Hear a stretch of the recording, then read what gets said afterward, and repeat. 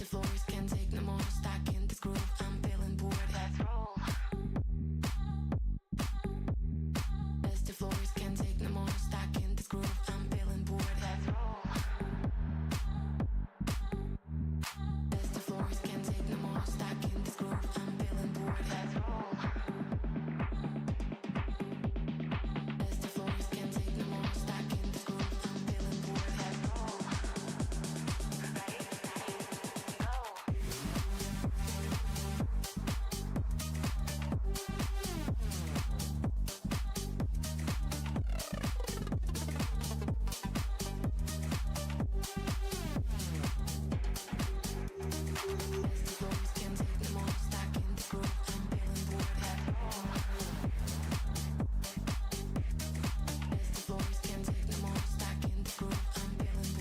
roll. Ready, go.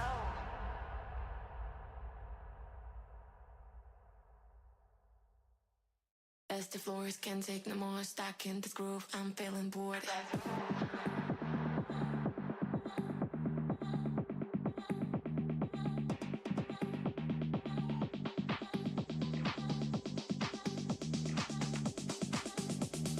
Ready, steady, go.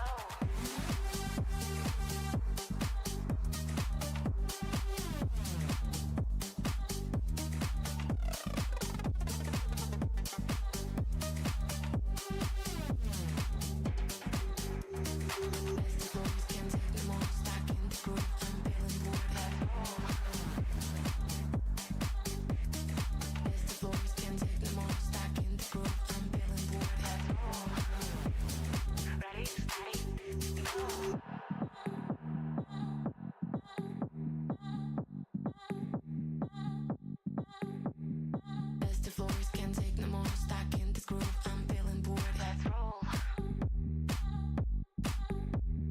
As the floors can't take no more, stuck in this groove, I'm feeling bored. Let's roll. As the floors can't take no more, stuck in this groove, I'm feeling bored. Let's roll. As the floors can't take no more, stuck in this groove, I'm feeling bored. Let's roll. Ready, steady, go.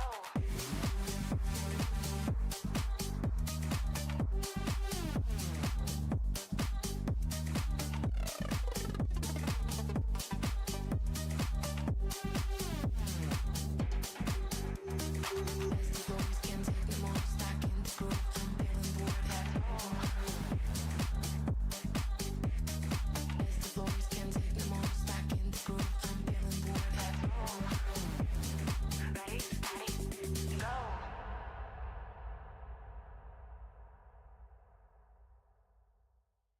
As the floors can't take no more, stuck in this groove, I'm feeling bored. Let's roll.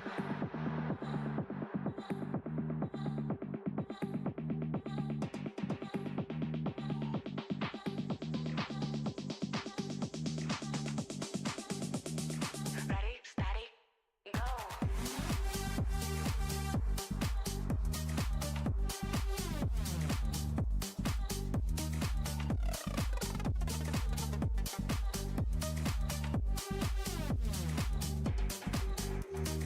As the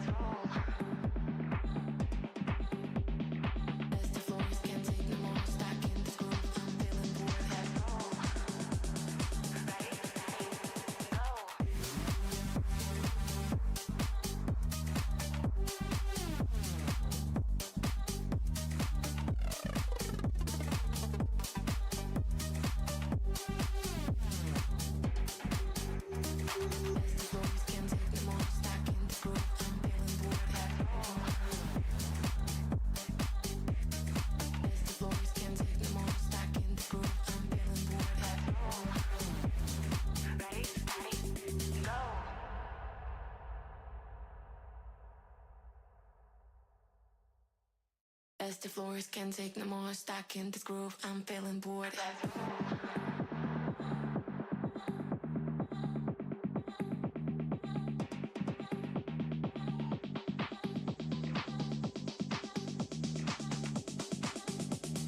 Ready, steady, go.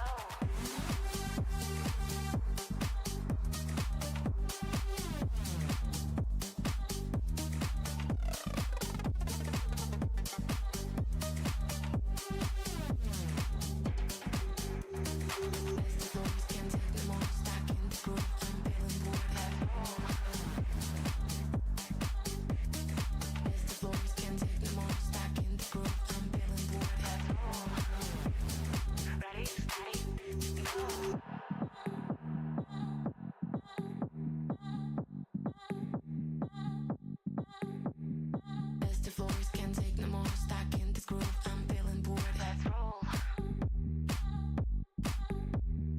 As the floors can take no more, stuck in this groove, I'm feeling bored. Let's roll. As the floors can take no more, stuck in this groove, I'm feeling bored. Let's roll.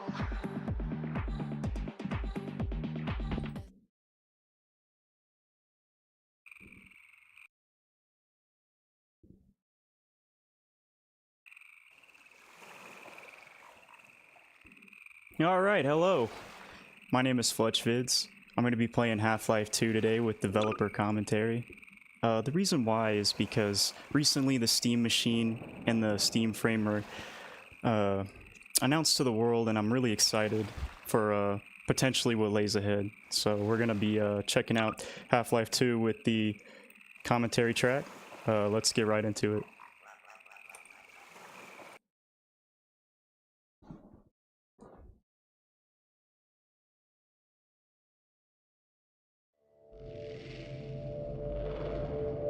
Rise and shine, Mr. Freeman. Rise and shine. Not that I wish to imply you have been sleeping on the job. No one is more deserving of a rest.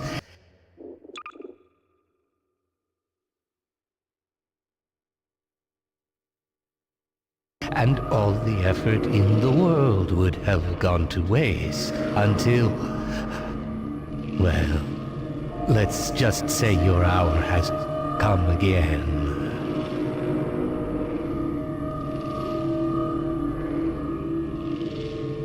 The right man in the wrong place can make all the difference in the world. So wake up.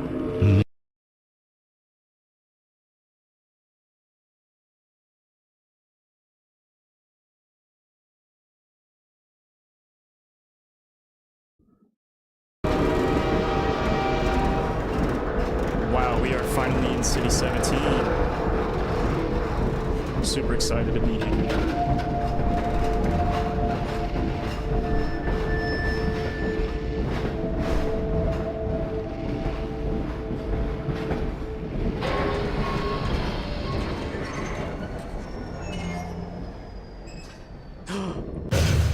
Well, end of the line.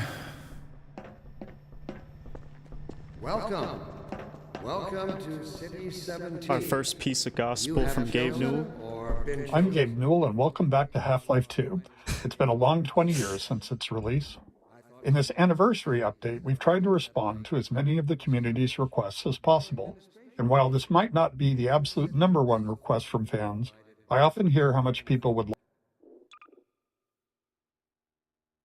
Those captions are kind of rough. like a commentary mode, so we're excited to finally make that happen. Not only was it a challenge to remember many of the details of Half-Life 2's development, but it's not easy to crack open decades-old computer code and wonder what the hell you were thinking way back then. Along with the dev commentary, we've cleaned up a bunch of old bugs and tried to leave things in better shape than we found them.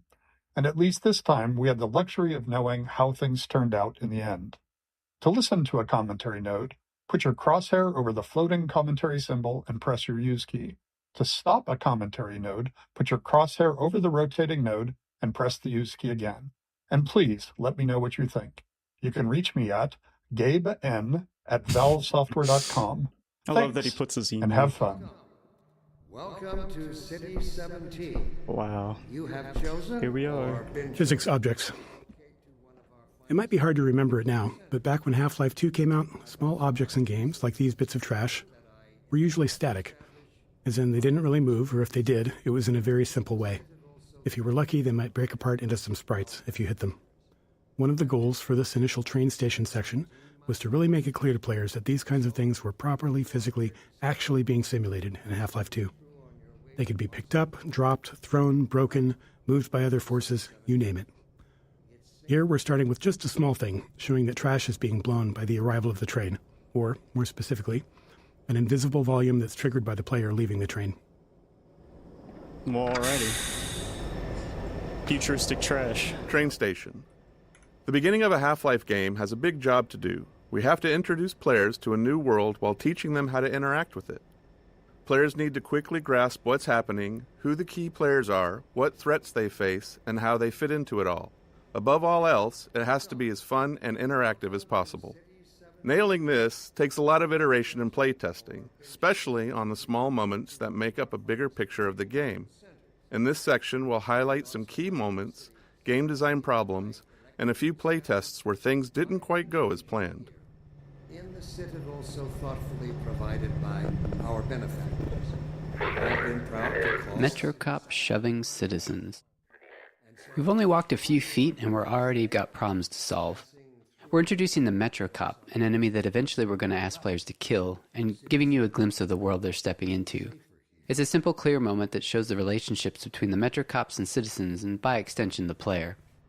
At the same time, we decided to Yeah, reinforce Vortigaunt's the existence sweeping. of the core physics simulation, showing the way in which NPCs can casually interact with objects in the world. Seeing something like a suitcase knock into another and dislodge was pretty novel back then. These moments at the train station, where we combined multiple goals, were the most successful. They felt natural, like the game wasn't pausing just to teach you a lesson. Were you the only ones on that train? Welcome to City 17. Citizens. When it came time to design the human citizens of City 17 and the world outside the city, we chose to include a variety of races, ages, and genders. This not only provided narrative context for the Combine's enslavement of all of humanity, but it was also important to us that anyone playing the game could see themselves represented in the Resistance, with everyone on Earth united against the Combine. While we found a number of candidates to use as reference in creating these citizens through our daily lives and connections, we ultimately resorted to advertising in the Seattle Times classifieds to reach the desired range of faces that we'd envisioned. That thing's creepy.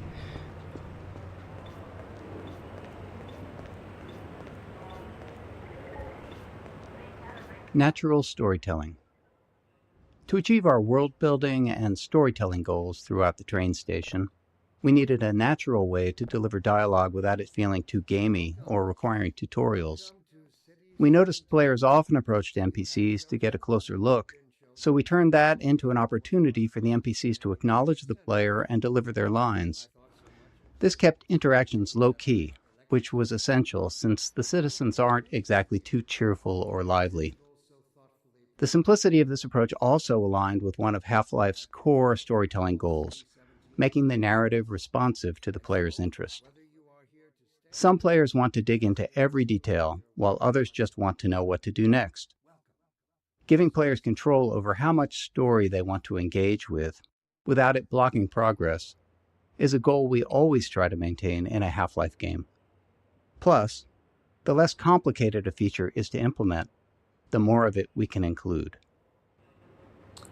At the time, the way the game story tells was revolutionary. Nowadays, it's like nothing special, but back then, it was something special.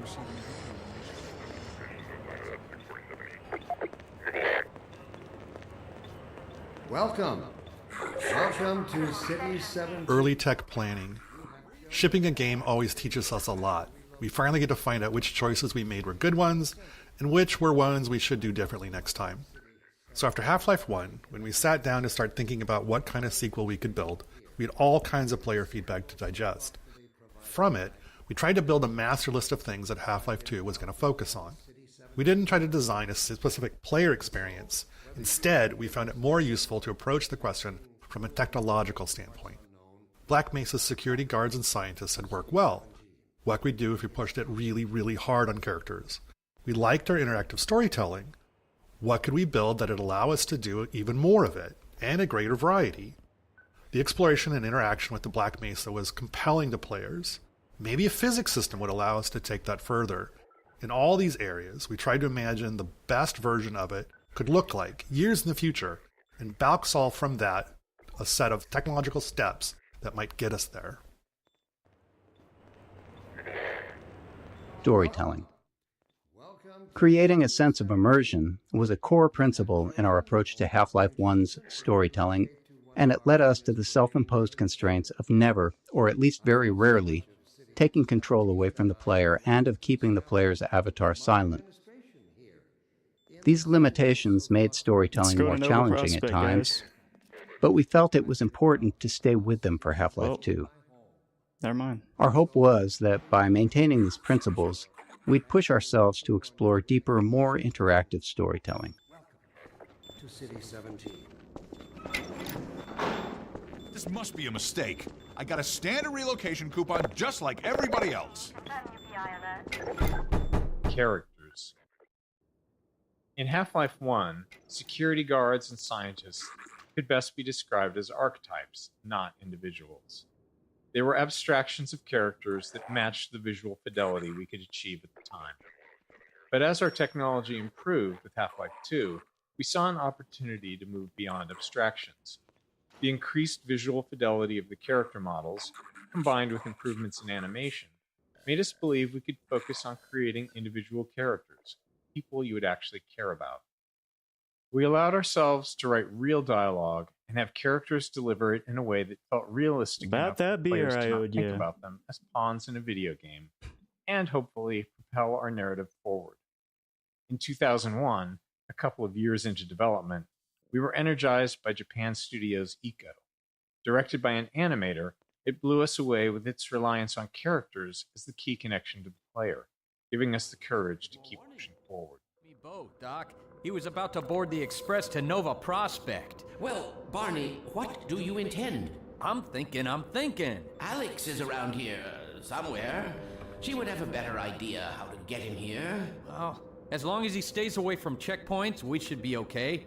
Listen, I gotta go, Doc. We're taking enough chances as it is. Very well. And, Gordon, good to see you. Okay, Gordon. You're gonna have to make your own way to Dr. Kleiner's lab. Oh, man, that's what I was afraid of. Get in here, Gordon, it's the before cops. you blow my cover. Great. Blocking tutorials. At times, we need to be certain the player has learned something, and the standard method, at least in game development, not in life, is to trap them behind a gate of some kind, where the player must demonstrate their knowledge to be able to continue.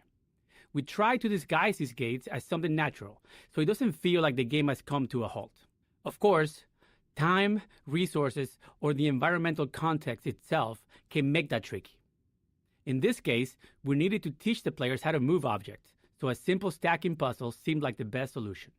We tested more complex designs, but they ended up being less effective at teaching the actual thing we needed the player to learn. A lot of playtesting and thought went into this. Blocking tutorials too. There are two failures of note in this tutorial. First, players can break it by tossing all the boxes out the window, which is obviously not great. This leaves them stuck and unable to continue, which we consider a game-stopping bug that must be fixed. A clean solution would have been to tweak the window or crate sizes so that the player could fit through but not the crates.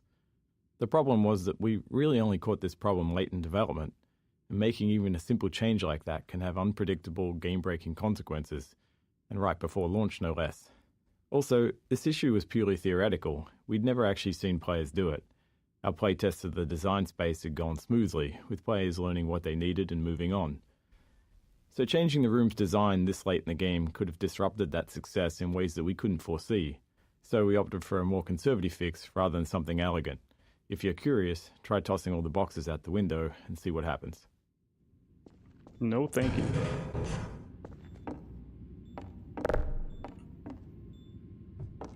Blocking Tutorials 3.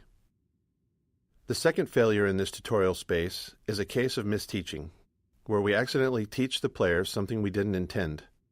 This can be hard to avoid without extensive playtesting, since the game is always teaching, even when it's not by design. We cover a more extreme example of this later in Train Station.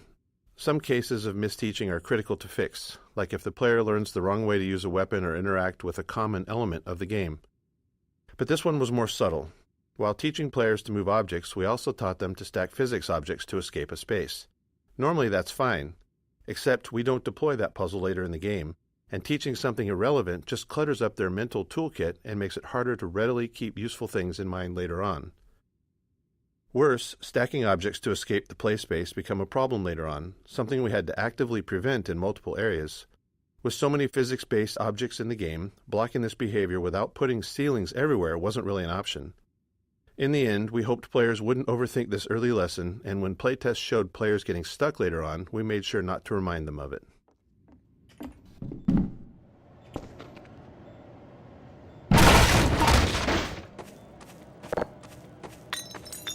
Fall damage. Teaching players how to do things is an essential thing for the game to do, but for them to make confident decisions, they also need to understand the more subtle rules.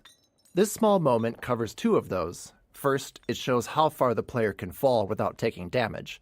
Second, it introduces a bit of the game's vocabulary, how the game will communicate with them. Players often worry about taking fall damage, but they also worry about taking a step that they can't take back. So here, a welcoming crate to land on signals that dropping down is safe and it's the way forward. And when the crate breaks, it reinforces the physics simulation, and is likely the first time players will see that larger objects can be broken apart.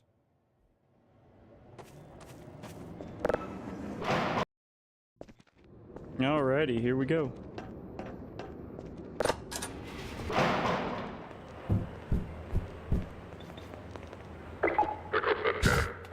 Let me read a letter I received. Oh, fuck.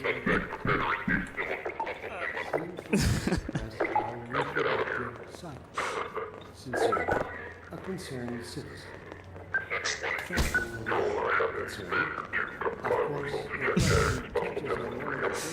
That dude's an asshole. Pick up that can. Contextualizing tutorials, creating a story scenario in which they happen, lets us do more than just stop the game to teach players something. We get to add narrative value to the moment. Here, teaching the player how to throw objects is combined with a narrative setup that gives them a choice in how to respond. After watching the Metro cops casually abuse citizens, it felt right to put the player in a similar position next. If they had opinions on how the citizens should have reacted, now they get to express them. Playtesting showed most players either complied or refused the request to pick up the can, but some tried to avoid the confrontation entirely. Others would comply initially, then retaliate after feeling humiliated. By keeping the moment relatively constrained, in both terms of player actions and the space itself, we could generally react appropriately to whatever choice they made. It also requires planning and forethought that run in direct opposition to our neural precepts. This is awesome for 2004. Playtesting. Playtesting is a core part of how we make games. This game is 22 years old. We can never old. fully predict how players will respond or what they'll take away from what we've built. So we test to learn and hopefully improve. During a playtest, we don't guide or talk to the player, even if they're stuck, as it's extremely unlikely that we'll be sitting there next to the player once the game ships. Our goal is for testers to forget that they're playtesting altogether and play as if they're at home. Any interruptions risk skewing the data, so we only step in if there's a bug that's blocking progress, or more rarely, if their behavior is so confusing that we need to understand what they're thinking. And today we clearly see its true nature. Instinct has just become aware of its irrelevance. And Early in a Half-Life game, one of our goals is to make promises to the player, giving them a sense of what to expect later on. From movies to TV shows and books, all great entertainment does this in some way, and video games are no different. The promises in a Half-Life game can take different forms. Some are simple, like offering just a glimpse of something intriguing. Others are more layered, like the interactions with Metro cops. By putting the player in a powerless position against them, we set the stage for that future moment when they can finally get to retaliate. We should thank our benefactors for giving us respite from this overpowering force. The Citadel. We wanted the player's first view of City 17 to highlight the Citadel and its dominance over the city, representing the Combine's complete and total power over humanity. It also needed to serve as a clear goal. Even at the start, you can see where your journey ends. But despite its massive size, playtesters often missed it. A player's sense of depth and scale can be tricky on a computer monitor. If you've played any games in VR, you'll likely have noticed that scale feels more natural. Anyway, in this case, the Citadel's position above the player didn't help things either, which may be because FPS games train players to focus straight ahead or down at their feet. To improve the chances of players taking in the Citadel, we added birds flying towards the structure. A subtle trick we found helps guide the player's view. Oh, they know where I am now. I might not get to every commentary bubble, but I'll try to get to most of them for the sake of gameplay speed. You know what I mean? Ropes. One of the things we noticed in all of the reference images that we'd gathered for City 17 was that there were cables and wires everywhere, and that they were a large part of the high-frequency detail in view. We loved the look of these older European cities enmeshed in the haphazard web of modern life. We felt like we needed a solution for cables, ropes, and similar elements, and we wanted them to be dynamic. Our level designers were eager to create plug puzzles, and connecting a cord to each plug helped players better understand the mechanics. Early in production, we built a rope system and iterated on it throughout development. Under the hood, each rope is made of multiple segments stretched between the two endpoints, and they can move independently. Each segment acts like a spring and responds to forces in the game, such as a gentle wind or the passing of a Combine gunship overhead. When rendered, each segment is shown facing the camera and is bump mapped, which is crucial for giving the ropes a realistic, rounded appearance. This is so pretty even now. The atmosphere. Exploration. After being herded through the train station by Metro cops, we wanted to give the player a chance to explore. This plaza offered several ways to interact with citizens, Metro cops, scanners, and the city infrastructure. We aimed for these interactions to continue building the world without needing explicit tutorials. Look at this fucker. And we refined them until they work naturally, without any real training. It also requires planning and forethought that run in direct opposition to our neural... So they say Eastern Europe as the inspiration, but I still can't figure out what country this is. Playtesting Anecdote 1. One memorable playtest reminded us that we can never be certain what players are thinking or what lessons they've taken from their experience. This still looks amazing. This tester, after playing from the start and stuck trying to open a door, spent several minutes going back and forth between the game and the keyboard settings. When we asked what they were looking for, they said they were searching for the inventory controls, thinking they could use an item they'd picked up earlier to unlock the door. While we'd seen them collect and drop several physics objects, they'd misunderstood what was happening. The tester believed that pressing the use key while holding an object moved it into an inventory because the item dropped straight down. We knew it was just gravity, but their assumption wasn't crazy. Some adventure games of that era did slide items into an invisible inventory that way. We explained there was no inventory, and the playtest continued. Later, we considered whether we needed to address this, but since no other playtesters had the same confusion, and all of our potential solutions were more heavy-handed than necessary, we decided it was an outlier that was okay to remain unaddressed. It served as a good reminder, though, of how even the most subtle, overlooked details can mislead a player. Strider. This simple moment is a promise that you'll encounter this enormous thing later in the game. Even an uncomplicated scene such as this really does require a lot of playtesting and iteration because of Half-Life's goal of not taking control away from the player. As you can imagine, it takes a lot of small tweaks to ensure that as many players as possible are looking at the right place at the right time here. The street layout and the Metrocop scene are all set to guide the player's gaze, perfectly framing the Strider when it appears. Early game exploration. Up until this plaza, the player likely hasn't had to think much about their path, as it's been clear and straightforward. But here, we wanted to encourage exploration, which meant making the way forward less obvious, which can produce a feeling of being lost or, worse, confused, as you might expect. These kinds of shifts can be tough, especially early in the game, when the player is still learning the game's guidance cues. Here, it's further complicated by force-fielded checkpoints, which allow NPC citizens to move through, but restrict the player, leading many playtesters to believe that there was a way to bypass them.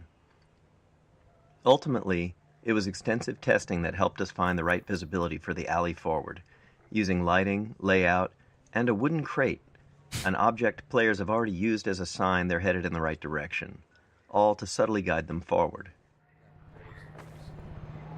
I've played through this level hundreds of times. And it's still good every time.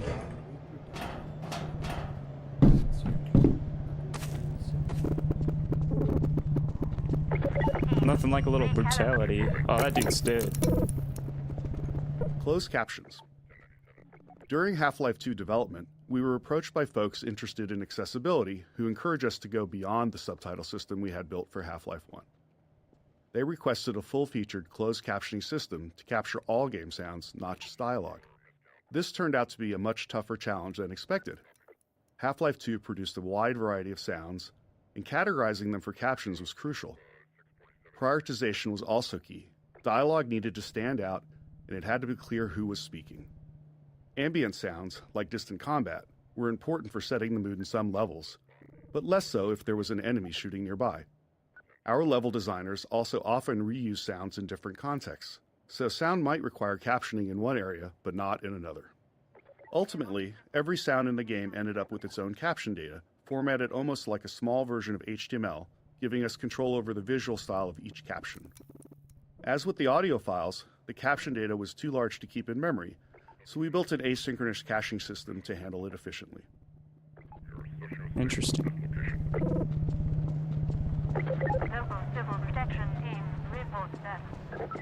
I love this playground down here. This is how it always starts. First the building, then the whole block. They have no reason to come to our place. Don't worry, they'll find one.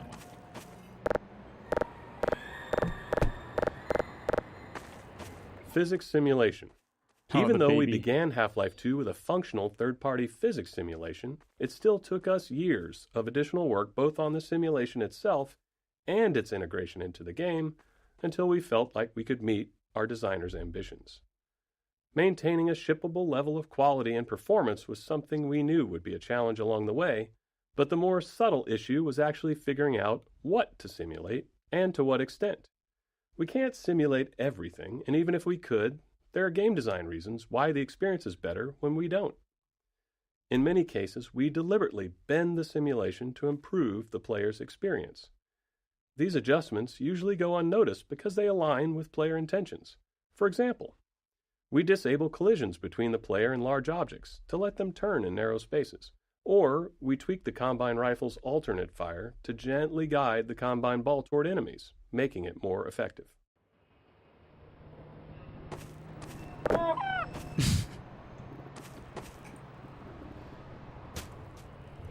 Crate Baby. This small baby doll has a long legacy. During the long months of internal testing, some of the team turned it into a challenge, a way to make the 47th playthrough of a game a bit more fun.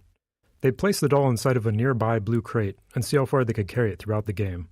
After Half-Life 2 launched, the community started carrying Crate Baby as well, 47th playthrough? adding their own stories and rules to the mix. The fuck? A few years later, while working on Episode 2, this was the inspiration for the Little Rocket Man achievement, where players had to carry a garden gnome dubbed Gnome Chomsky throughout the entire episode. Chomsky even made a comeback for Left 4 Dead 2 in the Garden Gnome achievement, where players had to carry him through the Dark Carnival campaign. These kind of interactions with players are some of the most rewarding parts of game development. We design games with theories in mind, but you never really know where things are going until players get their hands on it.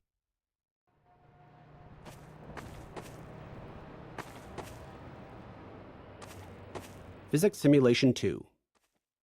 Areas where game design or other constraints impacted the physical simulation often required extra tuning to keep the simulation from blowing up.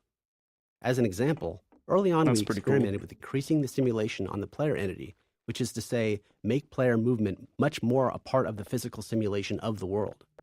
We knew this might make movement feel less precise, but hoped it could lead to some novel experiences. However, after tuning the movement to match the less simulated version, we hit a major problem.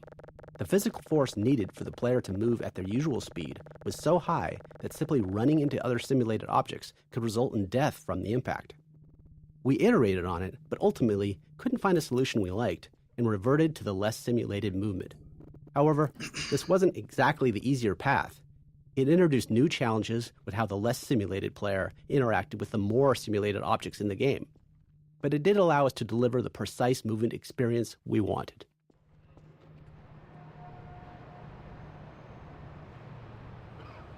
This game is just oozing with atmosphere. Look at the Citadel. The clouds don't look terrible either. 2004. Playground. When we discussed ways to highlight our physics simulation around the city environment, a playground felt like the natural fit. And for players paying attention to Dr. Breen, it's also a reminder of the cost of humanity's surrender to the Combine. We chose a few playground structures with interesting physics potential and began tuning them. Even with the advanced physics simulation we had at the time, setups like this always required hand tuning, as we had fully simulated objects interacting with non- or partially simulated ones, such as the player or static world geometry. It might be easy to assume that a simulation can carry a lot of the load of implementation, but even now, 20 years later, that is rarely the case. Back when we were working on the playground, late in development on the game, we couldn't get the friction on the slide to feel right, so we decided to... Whoops. Like I said, I might not get all of them, so my bad. Materials and shaders. Half-Life 2 came out in the midst of a significant shift in 3D graphics, where the industry moved from textures to materials and shaders. In Half-Life 1, every surface had a texture, essentially an image wrapped onto the polygons of the surface. But by Half-Life 2, just 5 years later, every surface had both a material and a shader. The shader was a lump of code that customized how the surface was rendered. The material defined properties for how the surface behaved physically and how it responded to gameplay features. It also held references to textures and other parameters for the shader to use for rendering. As a result, artists and designers had much more control over how things looked and behaved. However, this came with a trade-off. Half-Life 1 could run on a computer with only a CPU, but Half-Life 2 required a GPU because the computations needed for materials and shaders were specifically designed for GPU hardware. The refracting glass door here is a clear example of a custom shader, but every surface in the scene is actually running a shader of some kind.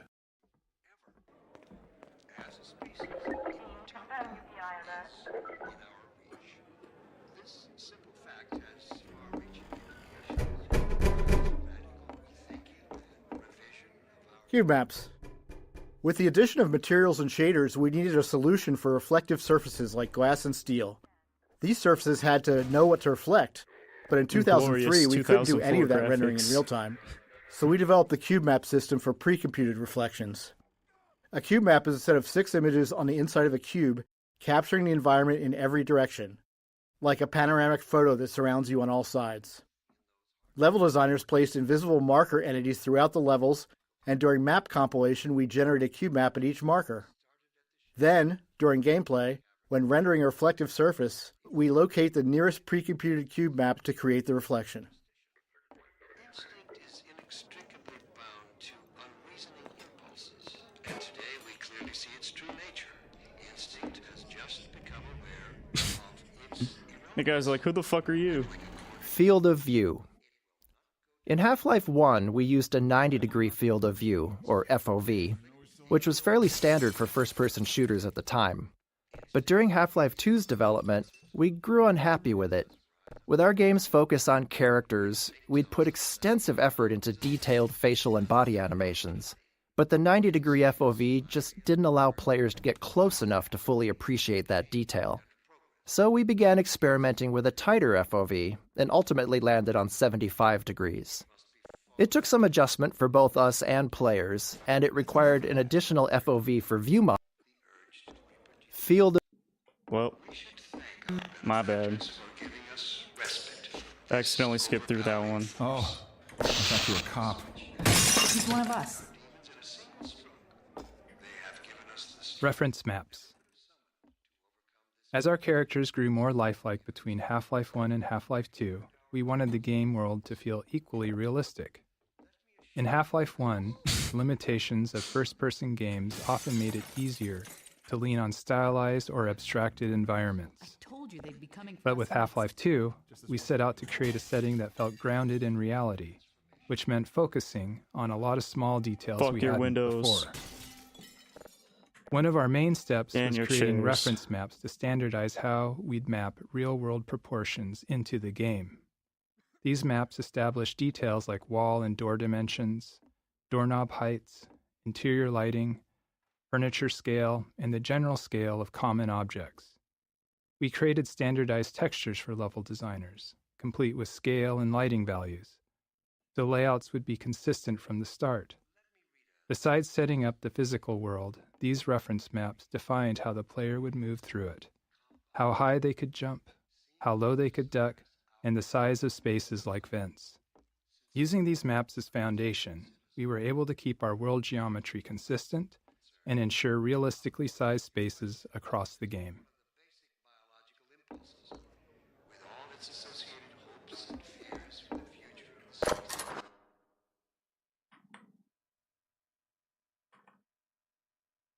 Whoops. Yeah, it is 75. All right. I can't take it anymore. It's going to be okay. That's bugged. What are we going to Missing material. Oh, it's Early not on bugged. in developing our low-level graphics code, we realized it would be difficult to spot polygons that weren't rendering due to a missing texture. When this happened, you typically just see black where the polygon should be, which could easily go unnoticed in darker scenes. To catch this bug more reliably, we created an error texture that would be visually unmistakable and generated automatically whenever a texture failed to load. This gave rise to the now iconic purple and black checkerboard texture, which has since taken on a life of its own well beyond Half-Life 2.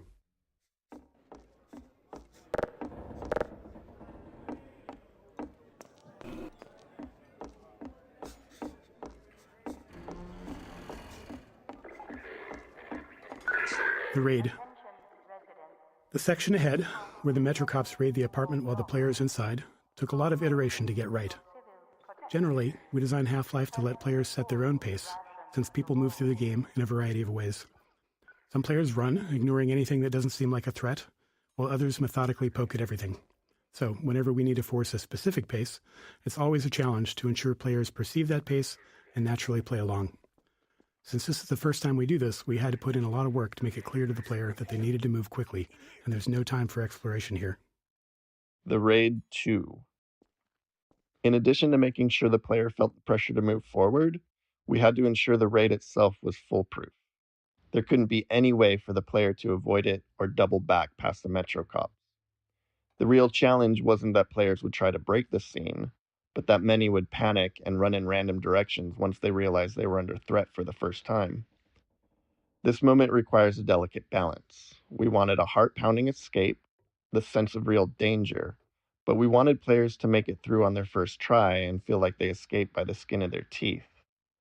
To achieve this, we kept the path ahead clear and reminiscent to the one they had just taken through the previous floor. A series of carefully placed triggers controls the threats appearing ahead and behind, maintaining the pressure while still giving players enough time to stay ahead of their pursuers. Head for the roof! There's no time to lose! All right, here comes the raid. All right, see you later. Get in here, quick! Keep moving! Head for the roof!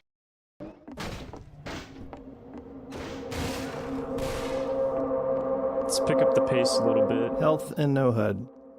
The rooftop chase sequence posed a unique design challenge. We didn't want it to be a true gameplay obstacle, and our best case was for players to make it through on their first try. But we still wanted to create the sense of real danger, where players felt legitimately threatened if they didn't keep moving. The challenge was that without the HEV suit, players don't technically have a heads-up display or HUD, which means no way to show damage or remaining health. After some experimenting, we created a special health system for this section, using a red glow around the screen to indicate damage. Players reacted as we hoped, taking it as a sign to keep moving, and the chase unfolded as intended. To top it off, we made health regenerate quickly so the glow wouldn't linger, reinforcing to players that running was indeed the right choice, and ensuring players weren't taken down by a stray bullet at the end just because they dawdled or hesitated earlier on. Playtesting Anecdote 2. In the upcoming section, we needed the player to be knocked down so Alex could save them. With limited time and resources, we simplified the encounter as much as possible, reusing existing systems and letting it play out like a normal combat sequence, with a custom event triggered when the player died. After a few playtests to fine-tune the timing, we moved on. But as we got close to shipping, we encountered a problem with a playtester who quick-saved constantly and immediately hit quick-load whenever they thought they'd failed. When a Metro cop hit them, they quick-loaded before Alex could step in, repeating this more than 10 times before we asked them to stop. Alex. Nailing Alex's design was a big challenge. We wanted the player to both respect and care for her. Saving Eli was a key player goal midway through the game, and we knew that getting players to care about that goal would be easier if they also cared about Alex and her relationship with her father. We intentionally designed, wrote dialogue, and cast a voice actor for Alex to be savvy, capable, and relatable within the Combine-controlled world. NPCs on elevators. We often spend a significant amount of time solving problems that players might not even notice. Many of these are subtle design challenges, while others stem from multiple systems interacting with each other. For example, getting non-player characters to ride in elevators posed a complex problem because it involved various systems, NPC AI decision-making, navigation planning, and movement simulation, to name a few. Additionally, the elevator itself had its own simulation requirements unrelated to NPCs. One of the more subtle challenges came from the fact that we simulate NPCs This at guy a kind slower of sounds rate like than we the simulate guy from elevators. How It's Made. This meant that NPCs on a descending elevator would simulate to make sure they were properly standing on the elevator, and then the elevator would simulate a few times, each time moving further down the elevator shaft, subtly leaving the NPC behind. Shortly after that, the NPC would simulate a second time and pop itself down on the elevator floor once again. You can interactive storytelling. When we started on Half-Life 2, storytelling in games was generally either high fidelity and linear or low fidelity and interactive. We knew players had seen high-quality storytelling in games, but they'd never been placed right in the middle of it, able to watch it unfold around them, interact with it, and examine any part closely. While that goal excited us, we didn't yet know how it would work or what kind of technology we'd need to make it happen. We had built a variety of storytelling technology in Half-Life 1, but it was mostly presented in front of the player and lacked the interactivity and fidelity we were aiming for. So Kleiner's lab became the section of the game we used as a testbed to figure out how our... Funny you showing up on this day in particular.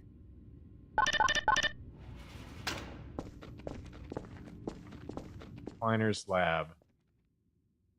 Kleiner's lab was the first piece of storytelling we worked on, and the one that took the longest to figure out. In addition to its role in launching the player into the game, it eventually became the unifying vision for the development team in terms of storytelling. As we began building our characters and narrative delivery around the player, many questions arose, all of which felt like major risks for the game. Would players be able to extract the important information from the scene? Could we get them to care about these characters? How would we support players with varying levels of investment in the story? How costly would it be to produce a scene like this? And how many more would we need? These and many more were questions we couldn't answer until we built enough of the scene and tested it with a lot of playtesters. Frustratingly, unlike many other problems we face, these weren't questions we could confidently answer until we had done significant work. We can often test gameplay ideas with low-fidelity prototypes, but if a player isn't invested in our storytelling when the characters are just gray blocks, how confident can we be that they'll care once the characters are fully realized?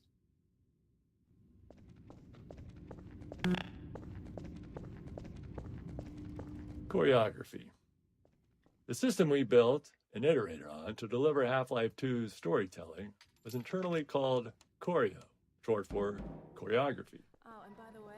Early on, we found it useful to imagine we were writing a play where one of the actors didn't know the script. We needed a system that could control all the other actors, moving them around the stage, delivering their performances, and speaking their lines. To handle this, the other actors would need to seamlessly mix our directorial commands with dynamic responses to the player's position and behavior. Timing was clearly going to be a major challenge, as any part of the scene might need to lengthen, contract, or even pause, depending on what the player was doing. Face Poser. The primary tool we built to power Alex. the choreo system was Listening called to the Face developers. Poser, an inaccurately named program that allowed our animators to lay out the entire structure of our scenes along a timeline. The timeline contained a series of choreo commands for the actors, along with all the necessary information for them to perform those commands.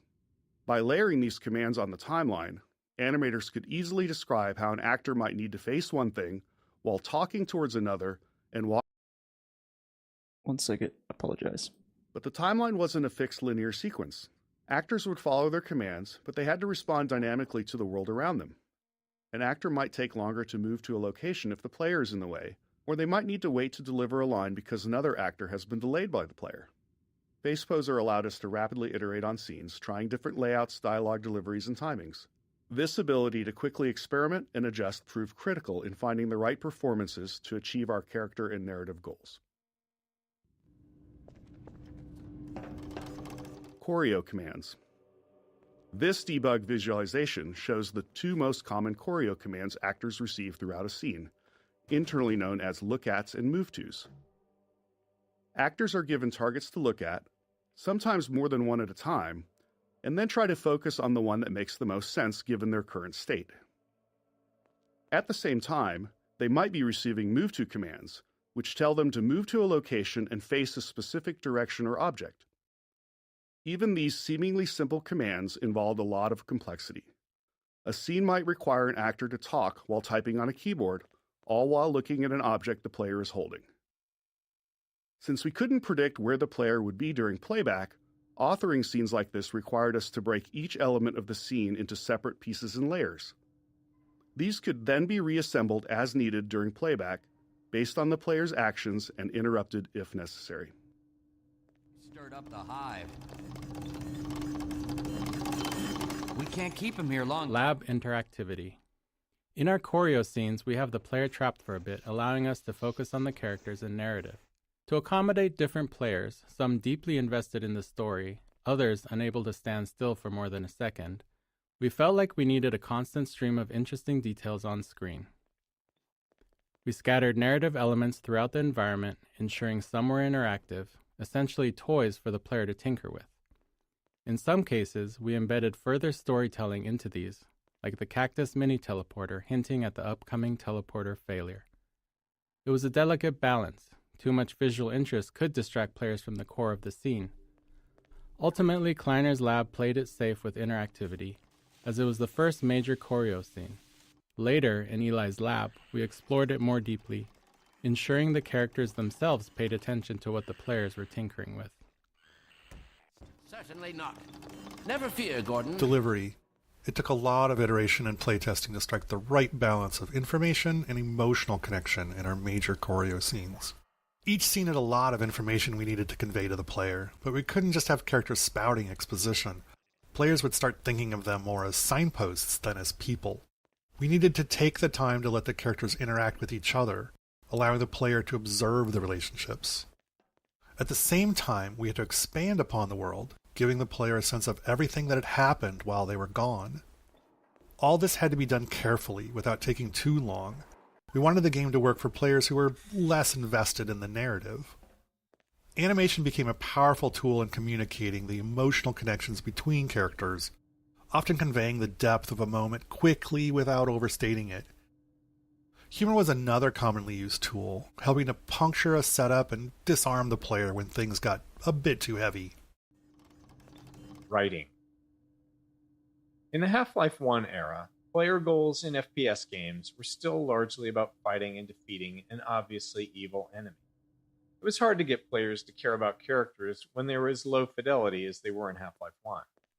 With the planned improvements in character fidelity for Half-Life 2, we wanted to take a shot at making characters the driving force of the narrative. Our goal was for the player's motivations to align with those of our characters, for the player to care about these people, their hopes and fears, and to want them to succeed. With this in mind, we were able to assemble our approach to character and dialogue. We would create a set of characters who liked and cared about each other, hoping that the player would feel the same. These characters would interact in a way that felt inclusive, like a group of old friends who see the player as one of them, just someone who's been away for a while. If the characters demonstrated realistic emotional connections with each other, we believed we could build an emotional connection with the player as well. Voice actors. To create more responsive and multidimensional characters in Half-Life 2, we needed to evolve our approach to working with voice actors. While running through a script with a modicum of direction was sufficient for much of the NPC dialogue for Half-Life 1, for Half-Life 2 we decided to give the actors more of an opportunity to be involved in helping to define the characters and bring them to life. We provided much more story context to the actors, showing them the game world, the environments their characters inhabited, and the other characters they interacted with. We sought actors who could take all that information and synthesize it into their performances to elevate their characters beyond what we had imagined. We held multiple sessions with the main actors, allowing them to digest and build upon their characters over time. For scenes where characters are interacting with each other, we'd often cue an actor with performances from other actors in the scene to create a better sense of connection and flow. Archetypes. We wanted to create narrative links between Half-Life 1 and Half-Life 2 through our characters. Our idea was to design individuals who felt like representations of Half-Life 1's archetypes, so that players might find them familiar, almost as though they'd met them in Half-Life 1 at some point that they couldn't quite remember. We based Dr. Kleiner on the scientist model we felt was the most iconic, and his personality was largely shaped by Hal Robbins, whose voice and performances had defined the Half-Life 1 scientists. One day, when we were in the thick of trying to figure out this character, Dr. Kleiner's face came into focus as we happened to share an elevator with an accountant from an office on another floor of our building, and looking at him, it was clear that this is Dr. Kleiner's face. Luckily, he was receptive when we asked if we could photograph him for a video game character. Tone. Setting the right tone for our characters and their dialogue was critical. We aimed for a respectful, almost pleasant style of interaction with the player, while avoiding anything that felt too subservient. This balance was especially tricky with Alex, who needed to support the player without compromising the strength of her character, something we felt was crucial for players to respect her. Her relationship with Eli was a core driver of the player's motivations, so it was important that players liked her and wanted to help her. We also wanted to contrast the warmth and camaraderie between the player's allies against the hostilities of Breen and the Combine, inspiring a sense of righteous indignation in the players for the battles ahead. Monitors. We use monitors a lot for storytelling in Half-Life 2 in the episodes, so much so that we even make fun of ourselves for it. The problem is they're just too damn useful. They're fantastic for expanding the world by showing events happening elsewhere, and they provide an easy way to have characters talk without needing to explain how they all got to the player's location. Anyone who's ever written any kind of story, especially one with an ensemble cast, understands the unique frustration of trying to create natural reasons for all of your characters to come together in the same place. In this case, we were really happy with how the monitor allowed Alex to teleport away and then quickly appear in Eli's lab, making everything feel real and connected. So, fiddlesticks, what? Theme interactivity. At certain points in our choreo scenes, we require the player to take action. Beyond simply giving them something to do and keeping them engaged, these moments served a few key purposes. First, they allow the player to catch up even if they've been distracted by something else in the environment. The scene could safely pause until the player completed the task, ensuring they were back and paying attention. At the same time, it let us position the player where we needed them, which was useful for framing the scene and making sure they saw something important. In some cases, we got double value out of these moments by using them to train the player. Here, they're learning to interact with plugs and sockets, a skill they'll need for puzzles later in the game. Final sequence. Alex's kiss. It's a small moment, but Alex's kiss on Eli's cheek was important. Eventually, we're going to ask the player to save Eli, and we want them to care about him. To build that emotional connection, we needed to show the warmth and affection between Alex and Eli. We didn't want to oversell it with dialogue or make it too big of an event. It had to feel genuine, not performative. And we were able to iterate on the subtleties of this moment until it struck just the right note. Fantastic work, isn't it? Well, I can't take all the credit. Dr. Freeman proved an able assistant. Let's go ahead and bring Gordon through now. Right you are. Speak to you again in a few moments. Good job, Gordon. Throwing that switch and all. I can see your MIT education really pays for itself. All right, Barney. Your turn. Gee, thanks. Gordon, as soon as you're in position, we'll send you to Eli's. And not a moment too soon.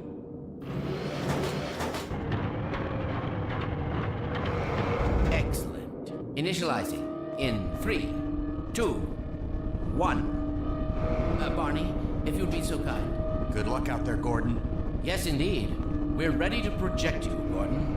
Bon voyage, and best of luck in your future endeavors. Final sequence. The hell? What is it? It's your pet, the freaking head humper! Car, Teddy, no! There he is! Is Lamar with him? Get about that thing! He's coming through, Dad. What's going on?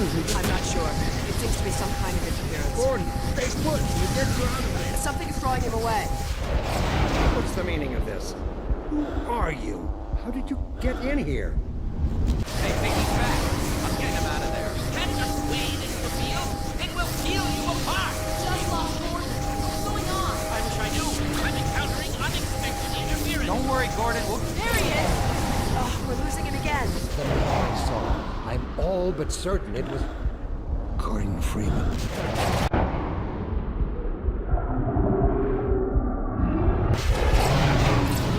He didn't come through. Then where is he? Behind you.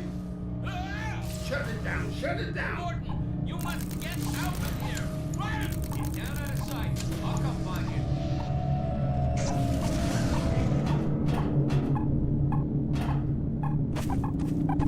Finally, the game.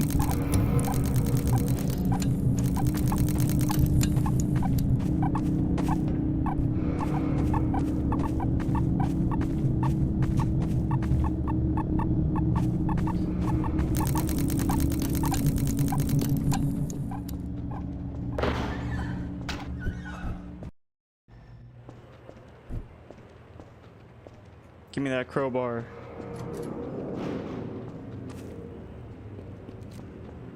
Hey, Gordon! The Citadel's on full alert. I've never seen it lit up like that. Get out of City 17 as fast as you can, Gordon. Take the old canals, right? They'll get you to Eli's lab. It's a dangerous route, but there's a whole network of refugees, and they'll help you if they can. I'd come with you, but I gotta look after Dr. Kleiner. Oh, and before I forget, I think you dropped this back in Black Mesa. Good luck out there, buddy. You're gonna need it. Look at all those drones coming out of the Citadel. At the time of Half-Life 2's release, most first-person shooters gave the player a gun or a melee weapon right off the bat, but we opted to start them empty-handed. Without a weapon, it was easier to train the player on the more novel ways they're able to interact with the world, and introduce them to our story. We wanted the player to transition from fugitive to the aggressor, and arming them at the right time created that moment naturally. By the time they finally get a weapon, they're done running away. They say sometimes the best way to win is to walk away, but we all know that's not true. The best way to win is to run towards something while shooting at it. Dynamic mixing. During gameplay, many sounds are playing at the same time, but some are naturally more important than others, and we need to set the volumes of the sounds relative to each other to ensure that the important ones stand out. In a movie, this sound mixing is done as a post-process, but in a game, it happens real-time, responding to the player's actions, so we can't predict ahead of time which sounds will play simultaneously. To handle this, all the sounds are grouped into types and tagged with priorities. Then during gameplay, the audio system monitors all the active sounds and lowers the volume of sounds in a group if a higher priority sound is playing. And this mixing is adjustable. If the gunshots need to be loud in one scene, we can make them higher priority there.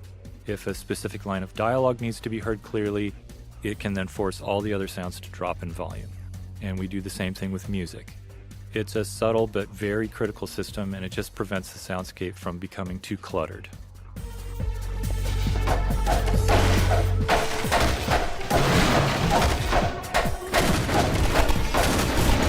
Audio caching. Another problem we ran into was the sheer amount of audio in the game. With all the gameplay sounds, music, and dialogue, we had too much audio to be able to store it all in memory. Memory was at a premium in 2003. But as you can imagine, we need to be able to play sounds immediately, especially if they're gameplay related. So we built an audio cache, which stored only the first 125 milliseconds of every audio file and kept that in memory. That 125 millisecond time was our best guess for how long it would take us to be able to stream an audio file in from disk. Then, whenever a sound was played in-game, we'd play the start of it from our audio cache while simultaneously kicking off a load of the full audio file from disk. By the time our cache start ended, we'd have the file loaded and could continue playing the rest of the sound. There were some other minor features, like keeping recent sounds fully in memory so that high traffic ones didn't need to be loaded constantly. In today's engines, all kinds of assets, beyond just sounds, typically use the same kind of strategy.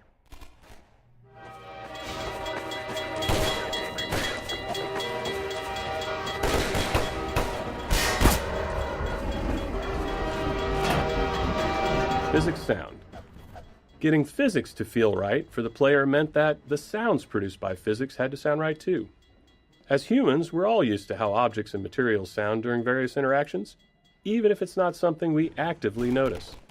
While we knew we couldn't account for everything, we wanted to focus on the details that contributed most to making our physics sound realistic.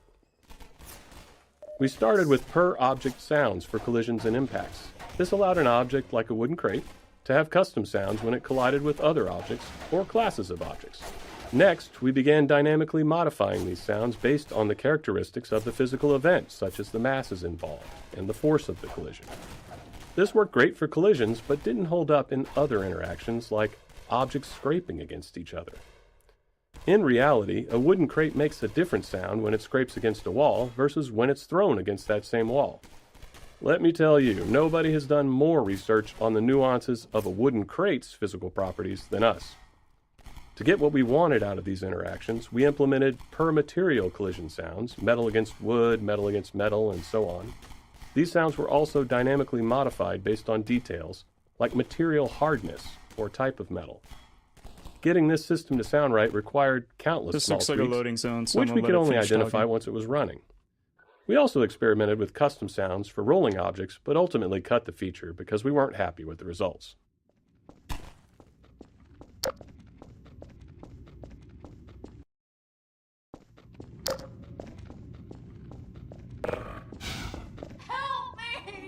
Metro Cop scene. This is another scene designed to make it clear that the Metro Cops are the bad guys, except this time the player has a weapon and can finally do something about it. That something comes out of the barrel of a gun. We knew we needed the player to feel righteous, and this moment was part of creating that. The Metro Cops are still human, unlike the rest of the Combine in the game, so we felt like we had to go the extra mile in making sure the player's actions felt like justice and not just wrath. Thank you for waiting to shoot me. We'll be looking for you now. You better run. There's nothing else you can do here. Can I just backtrack and get some meds? Fun.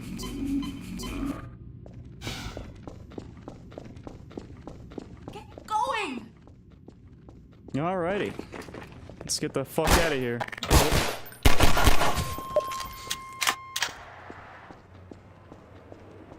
Staircase. There are situations throughout the game that stem from simple and quite straightforward design goals, and this staircase features two of them. The first was to frame the Citadel as it awakened, showing the player they stirred up the hive. The second was to showcase our ragdoll system. While it's standard now, in 2004 it was still a novelty to see bodies tumble realistically, and stairs provided a perfect stage to make that happen.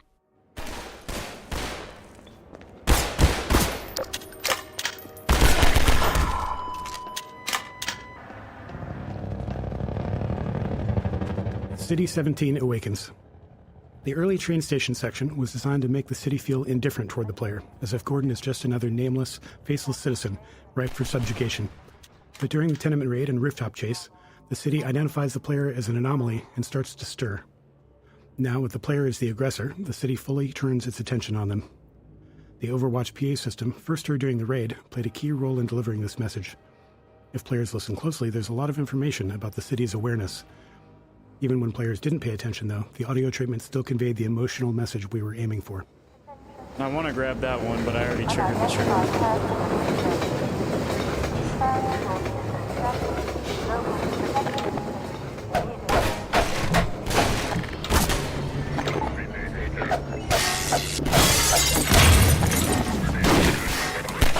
Oops, missed. Scanners. Scanners presented a tricky game design challenge. While we liked how their dystopian presence helped convey the Combine occupation as an oppressive surveillance state, we didn't actually want them to shoot at the player. We found that aiming into the sky to hit a small mobile enemy with a constant height advantage was something we couldn't make fun. Since we loved their role in the story, we decided that in combat, scanners would serve primarily as eyes, alerting nearby enemies to the player's presence, a feature we reinforced with sound effects from the soldiers. Beyond that, they'd only be able to harass the player with bright lights and occasionally dive bomb after taking enough damage. That's good. Valve really thought of everything for 2004. I'm begging you, Valve, please make Half-Life 3. During development, we generated the Overwatch voice using a free text-to-speech tool, but as we neared shipping, pistol design. The standard pistol is the workhorse of the game, functioning not only as the first range weapon you learn to use, but also as a method to interact with physics and destructible objects at a safe distance for the entirety of the game. To help make it feel more responsive and fun to use, the pistol employs a refire mechanic that's unique to it in the game. The gun will fire as fast as the player can click their input button, meaning that they feel an instant response to their input, and the faster they can click, the faster they can shoot.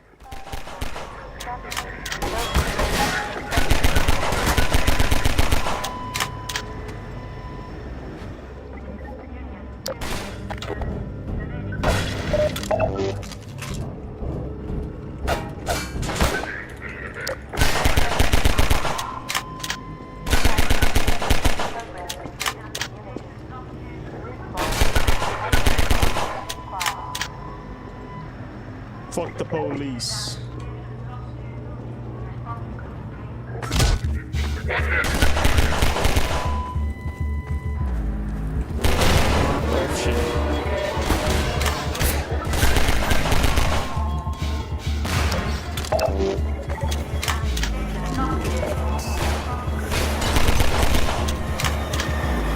Shatter glass.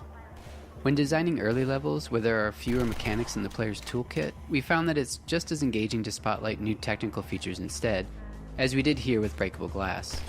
For the shattering effect, glass was divided into a grid of small squares, allowing us to track which were intact or broken, and to blow at larger sections once enough squares were no longer connected. Each square was rendered with a unique texture based on the status of its neighboring squares, creating the sharp, jagged edges between broken and intact glass. While breaking glass is now commonplace in games, it was something we hadn't seen much back when we were making Half-Life 2, and we're incredibly happy with the level of fidelity and dynamicism it brought to the game. Helicopter Peekaboo. The Combine attack helicopter as central antagonist was something we wanted to develop throughout the entire chapter. The relentless chopper became a character in its own right. Here, if you listen and look overhead, you can hear its engine and see it flying along the train tracks and into the distance. This first glimpse is a small piece of foreshadowing, with its presence becoming more pronounced over time, until eventually you're squaring off against it. I don't really care that I'm invisible because I'm just listening to the commentary. Some chapters of the game, such as the on-foot sections of the canals and Ravenholm, were developed in multiple passes by different cabals. We found that handing off maps in this way led to greater variety in the experience, and a higher density of interesting moments, as each cabal added their unique touches to the maps. In the on-foot portion of the canals, the first pass established the art direction and the player path, along with the broad strokes of the experience and some major beats. But the team-wide alpha playtest identified insufficient tension and a somewhat monotonous experience here. In our second pass, we returned to the map solely focused on creating that tension and greatly increased the density of moment-to-moment scenarios. Alrighty. Come on, Gordon.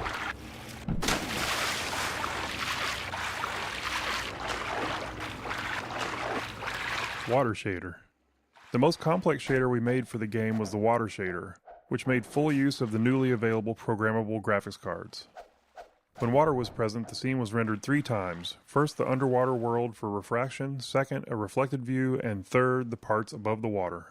Yeah, when rendering the water looks surface, pretty we awesome. blended the refractive and reflective views, showing more reflection at glancing angles using the Fresnel equation.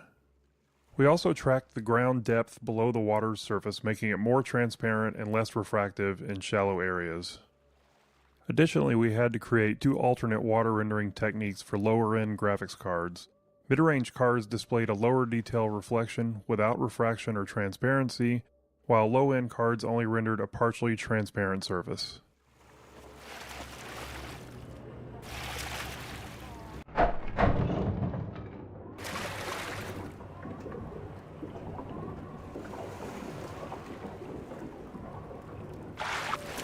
Interstitial scenes.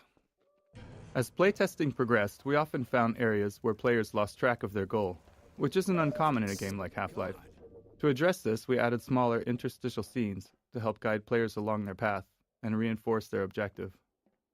After finishing the bulk of development on our larger choreo scenes, like Kleiner's Lab, putting these smaller scenes together became relatively straightforward. We discovered that using characters in these moments worked much better than relying on passive storytelling, or even some sort of reminder you'd find baked into a pause menu.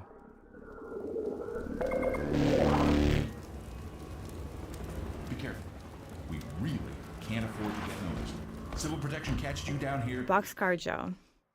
This small scene originally featured 2 human characters, but later in development we replaced one with a Vortigaunt. We wanted to show that Vortigaunts were coexisting with humans and resisting the Combine as well. We also introduced their ability to heal the player, though we didn't fully capitalize on that feature throughout the game. Vortigaunts became a useful narrative tool for keeping dialogue brief, as their hive mind justified their full knowledge of the world and the player's goals. This meant they never had to ask questions, neatly sidestepping the challenge of writing dialogue for a silent protagonist.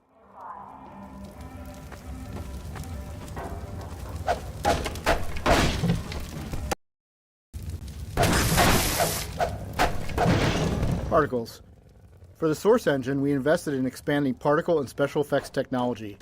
This allowed for more realistic and complex particle movement, as well as more intricate shapes and shader effects. In particular, adding bump mapping to our particles features made a huge difference in the volumetric look of them.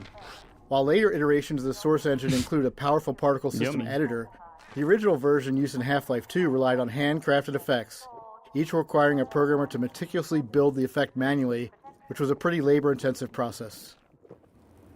Barnacle Introduction. Because barnacles can be confusing when first encountered, we wanted to introduce them in a way that showed players their behavior at a safe distance. We decided to do that through a nature show-style predator-prey scene. But, as always, scenes like this took a lot of iteration to get players to reliably see. Surface properties. We play custom footstep sounds when the player walks on the slippery mud. This was a system called Surface Properties that used the material tags to determine the sounds and other effects that should occur when walked on or shot at. Earlier in development, we had an effect that slowed players' movement when walking on mud surfaces. However, this was removed in the shipping version as it was decided it was too punishing. Mounted gun gallery. There are a few things going on in this scene. The turret firing at the breakable crates behind teaches players not to take the threat head-on and instead utilize the sewer route to defeat it.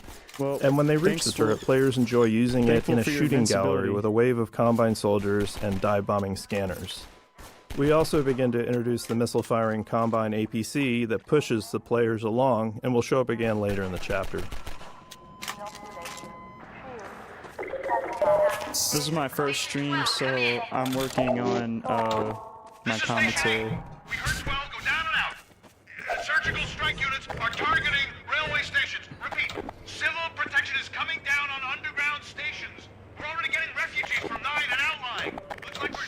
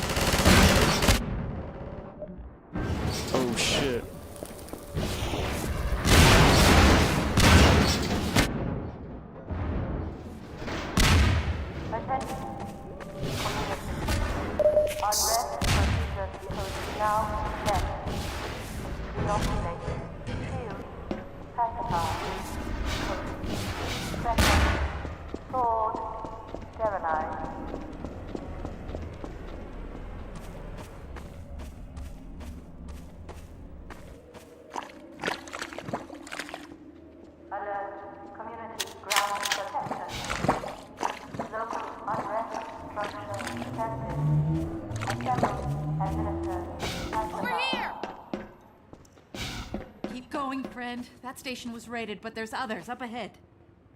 Okay. I'm gonna stay here in case any others come through. Gotta keep the railway alive.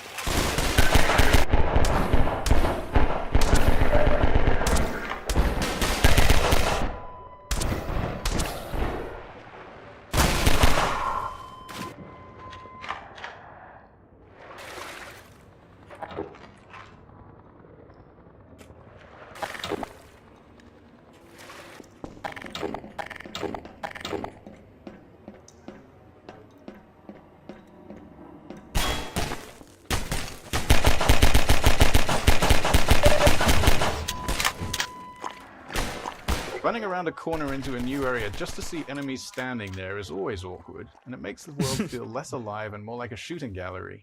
So we were motivated to introduce enemies into combat spaces in more interesting and dynamic ways that would communicate planning and intentionality on their part, as if these soldiers had had a plan for Gordon even before he showed up. The Metro cops in this scene jump down into this space via scripted sequences, and later in the game we use rappelling in a similar way. It doesn't matter where they're coming from in reality because players end up telling that story to themselves. We found that in the end, combat should have a story implied in its setup. An ambush, a surprise, a surge, an assault. All of these scenarios use much of the same enemy AI, but all felt different to playtesters.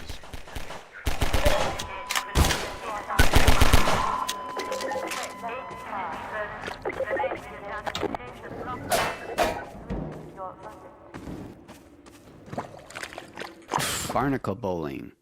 This is a satisfying example of how a bunch of design elements can come together in a matrix of interactions to create a memorable scenario for the player. We got barnacles, our physics simulations, slippery mud surface properties, and last but not least, explosive barrels. You've encountered all these on their own, but they're able to snap together naturally to create a moment we called barnacle bowling.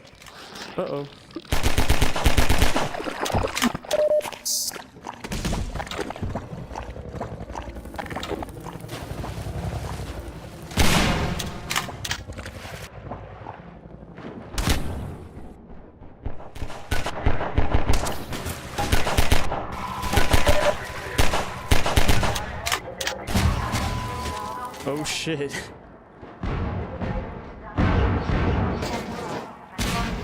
I love Half-Life 2.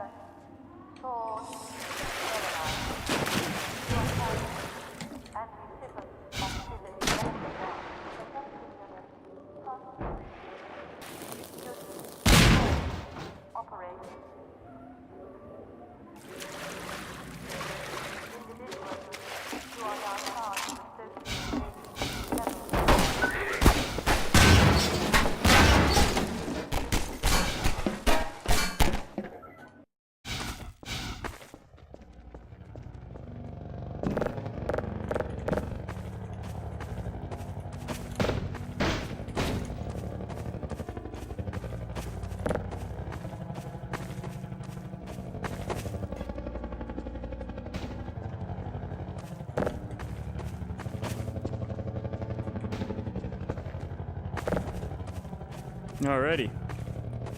That'll work. Oh. Physics in puzzles. Often, simpler mechanics encountered earlier in the game are pulled from more complex ones as a form of training. The teeter-totter puzzle, the first physics-based contraption in the game, was actually derived from a later, more intricate washing machine puzzle in the canals. The teeter-totter uses the same principles of mass and ramps, but in a more straightforward way that players can directly interact with, helping them understand the game's physics and making later puzzles easier to tackle. This puzzle also highlights the analog nature of the physics system, with the placement of cement blocks and the player's own weight both factoring into the solution. Combine attack helicopter. Players have had glimpses before, but here is where we fully introduce the main boss of the Canals chapter, the Combine Attack Helicopter. This chopper relentlessly destroys a player's cover, forcing them to move forward or risk being gunned down. We wanted this sequence to feel tense and menacing, with the helicopter seeming far too powerful to confront directly. It all makes sense and once maintaining they that intensity explain it through the too. canals until the final awesome. showdown in the reservoir. To achieve this, we heavily constrained the helicopter's movement based on specific gameplay goals. In this map, designed as a dash from cover to cover under helicopter fire, we created a ring path in the sky above the arena. The helicopter always travels to the farthest point on that ring from the player, keeping it visible and making it easier for us to place cover in just the right spots. Normal maps. Half-Life 2 was developed during an exciting time for graphics, as the first programmable shader-supported graphics cards were hitting the market. Using this technology, we became one of the first games to implement normal maps, a technique that enhanced the lighting on surface geometry. The normal map described the surface's roughness, allowing each pixel of a polygon to be lit in a way that made surfaces appear bumpier and more detailed than ever possible in Half-Life 1.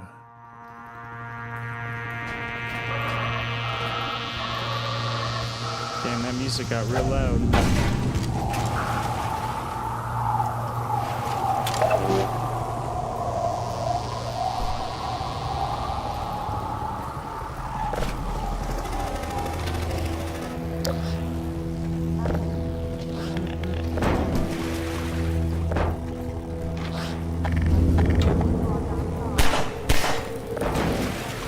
Go, go, go.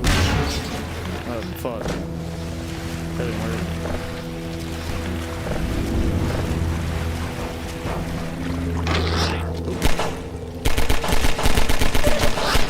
Damn it!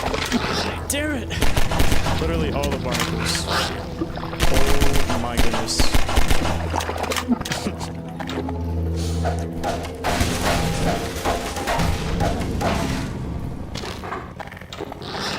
Well, probably wondering how I got in this situation.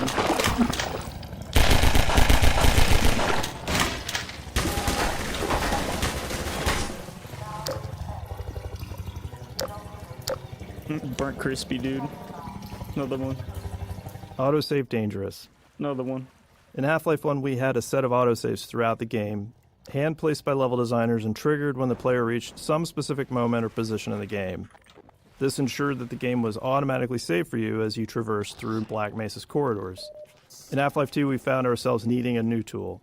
The problem arose in some of the more complex arenas we'd built. Some of those encounters would last for quite a while and features multiple sets of enemies. Whoops. Others were long, sprawling mixes of exploration and combat without any clear separation between the two. Did I just We never want an autosave where the player is in danger of dying right after loading the game, because that could place the player in a death loop. If you played enough games back then, you definitely found yourself in this situation at least once. So unless we deliberately crafted pauses in every arena's flow, there wasn't always a safe place to put an autosave. After some experimentation, we implemented a feature called Autosave Dangerous. This was a level designer tool that combined an autosave with an associated time frame. When triggered by the level designer, it immediately saved the game, but kept the save off to the side, not available as a save game to load from. If the player then stayed alive for the specified time frame, then the save would be committed and used as the most recent autosave. This allowed level designers to put an autosave at a reasonable place or time in an arena, specify a time, like 30 seconds, and if the player was still alive for 30 seconds, the autosave would be used.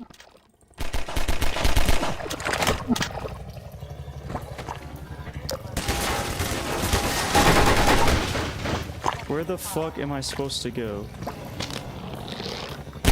Well, that's the beauty of Half-Life 2. Uh-oh.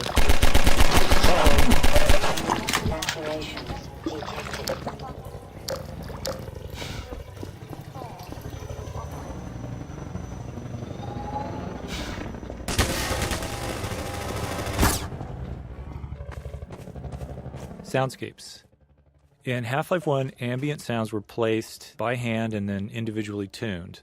For Half-Life 2, we wanted more ambient sounds in our environment. Oh, shit. Well, yes, I could tell that it sounds different in here because we're inside. Good job, devs.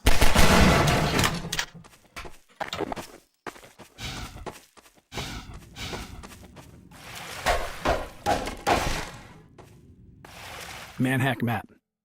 We called this guy Manhack Map. We wanted to give players the sense that hundreds of citizens inhabited the hidden nooks and crannies of City 17. At this point in the game, it had been a while since players had seen a citizen, and we wanted to explain the significance of the Manhacks, which was the first physics-based enemy that we created.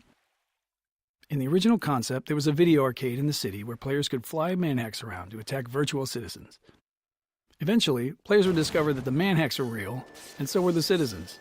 As the Combine occupation became more fleshed out, this idea of a video arcade became an odd fit and eventually fell by the wayside.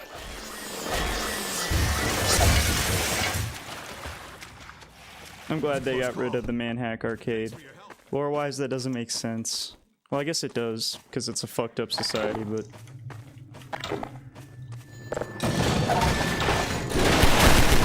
Combine just don't seem like that.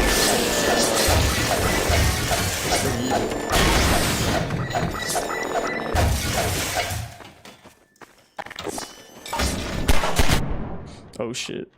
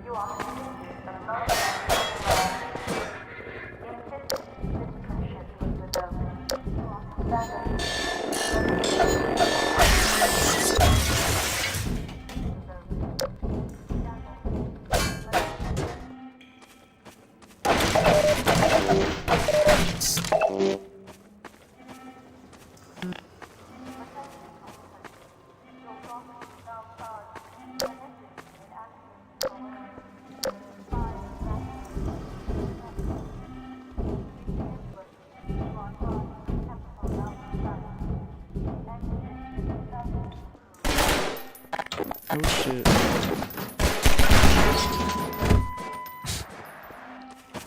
Well, I guess I can't go up there. Can I, like... Nope.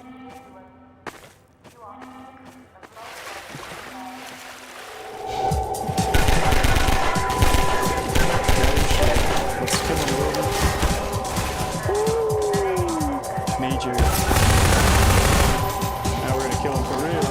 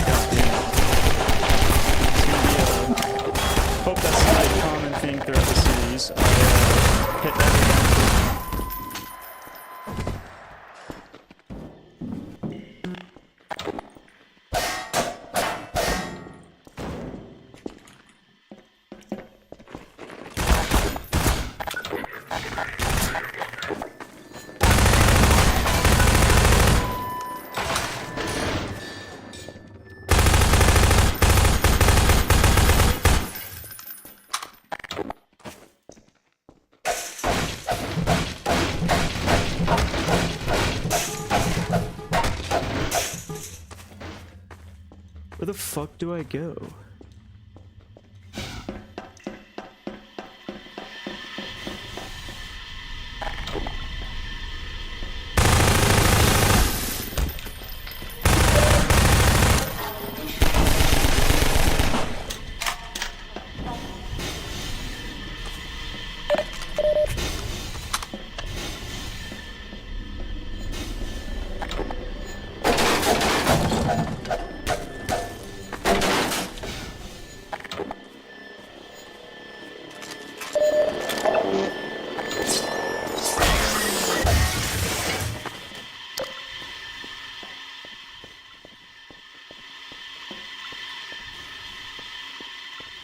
I don't think I'm supposed to go down here. Nope.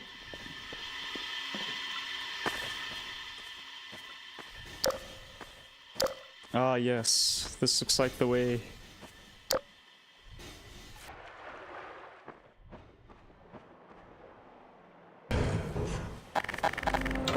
After this next chapter, I'm going to switch to either Star Citizen or Tarkov, so stay tuned, gentlemen.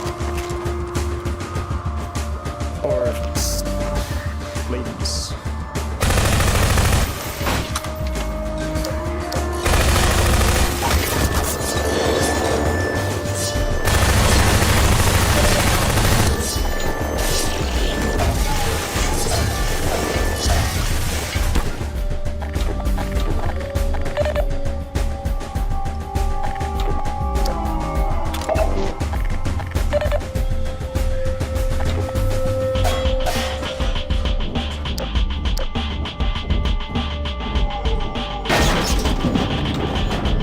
Explosive Barrel Factory. Might as well do this while I'm invincible. Filled with an absurd number of exploding barrels, inspired some good-natured debate within the team around how far to push the plausibility of our world. Frankly, one exploding barrel is probably too many in regards to realism. In the real world, barrels really shouldn't explode, even if you were to shoot them. I did not know that. Understandable cliche.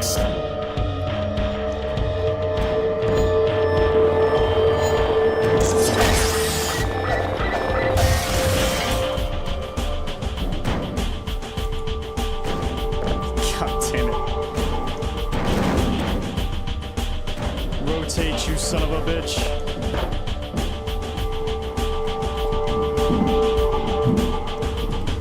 Wow. Hold up.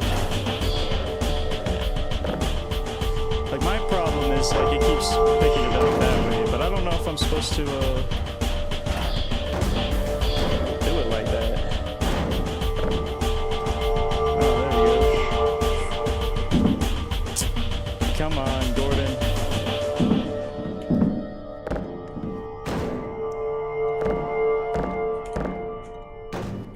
Oh, shit.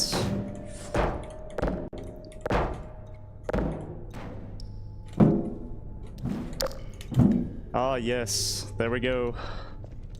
Made it up. A lot of verticality to this level. Well, the original Half-Life also had a lot of verticality.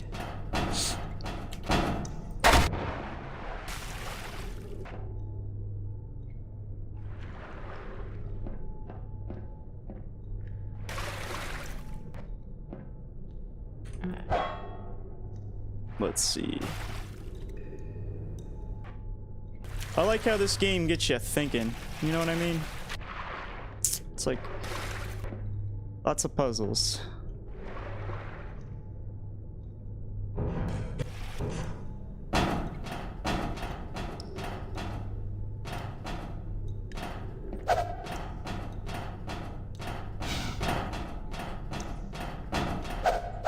Oh, there it is. Let's see what we gotta do.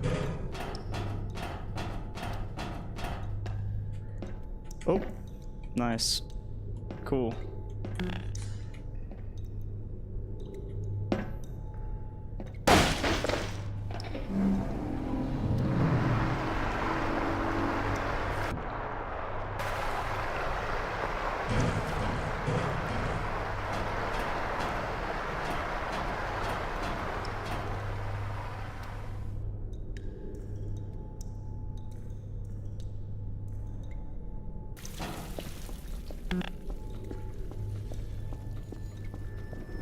I hate these man hacks though.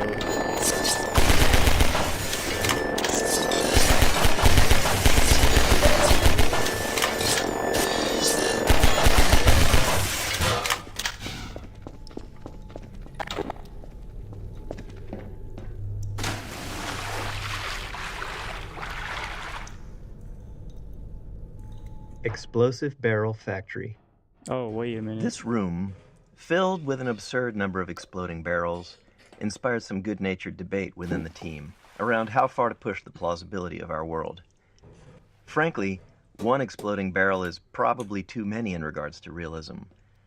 In the real world, barrels really shouldn't explode, even if you were to shoot them.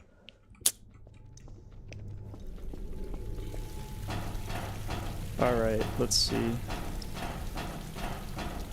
I genuinely...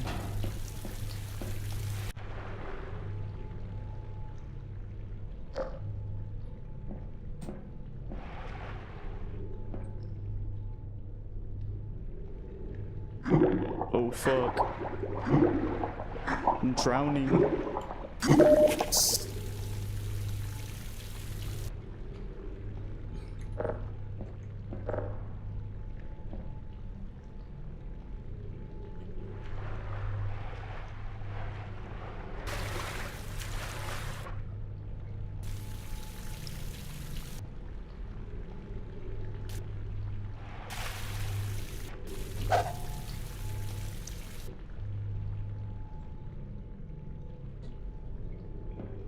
God damn it. How the fuck did I beat this last time? Let's see.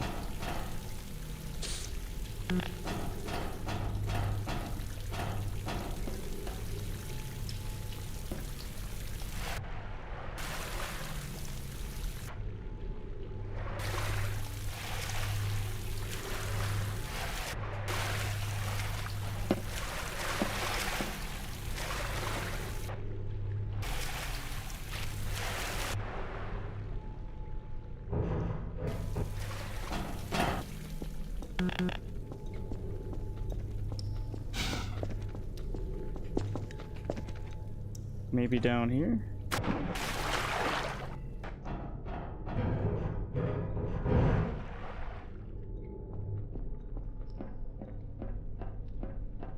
Oh my god.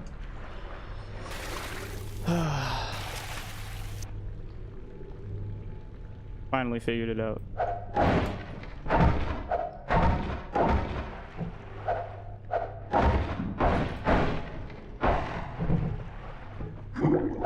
Uh-oh. Uh-oh, oh no, oh no! Uh-oh.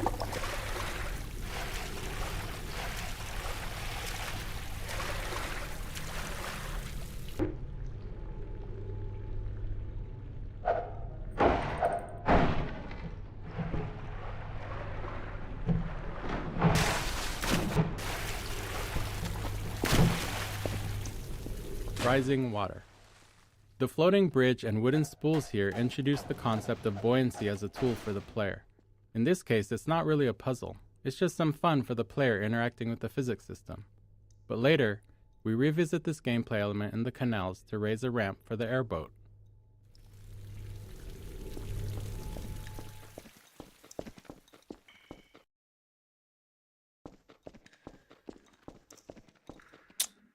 Alright guys, I will be right back with a brief intermission.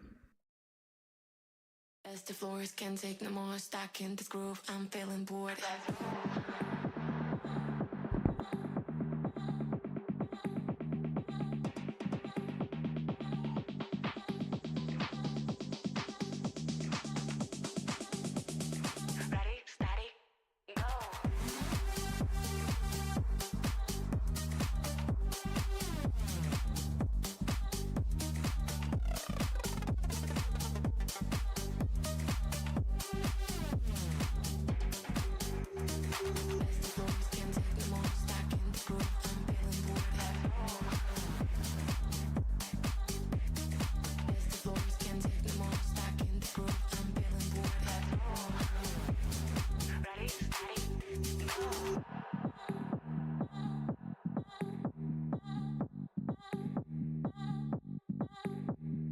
As the floors